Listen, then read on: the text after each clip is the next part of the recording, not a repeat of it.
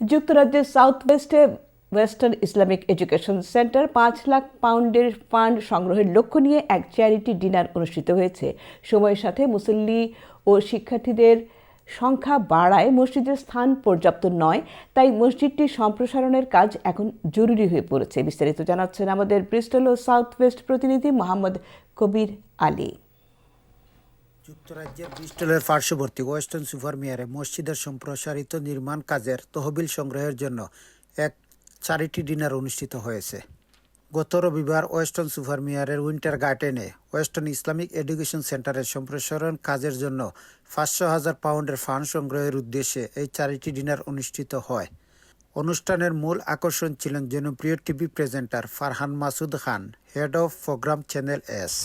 সম্মানিত অতিথি হিসাবে উপস্থিত ছিলেন শায়েখ ইউনুস, ইমাম ও খতিব আল জালাল মসজিদ লুটন, সাহেব নুরুর রহমান চৌধুরী, ইমাম ও খতিব আয়েশা মসজিদ টুটেনহাম লন্ডন, ইমাম তানবির হোসেন, মুফতি অলিউর রহমান এরশাদি এবং গজল ও নাত পরিবেশন করেন লাব্বাইক গ্রুপের Masum. Western Islamic education centre শুধু নামাজের স্থান নয়, এটি শিশু কিশোরদের ইসলামিক শিক্ষা, কুরআন শিক্ষা, পারিবারিক কাউন্সেলিং এবং বিভিন্ন সামাজিক ও মানবিক কার্যক্রম পরিচালনার একটি গুরুত্বপূর্ণ কেন্দ্র। চ্যারিটি ডিনারে উপস্থিত আগতদের সামনে প্রকল্পের বিস্তারিত পরিকল্পনা তুলে ধরেন লন্ডন থেকে আগত জনপ্রিয় উপস্থাপক ও টিভি প্রেজেন্টার ফারহান মাসুদ খান। তিনি সবাইকে এই মহতী উদ্যোগে সামর্থ্য অনুযায়ী সহযোগিতার আহ্বানও জানান।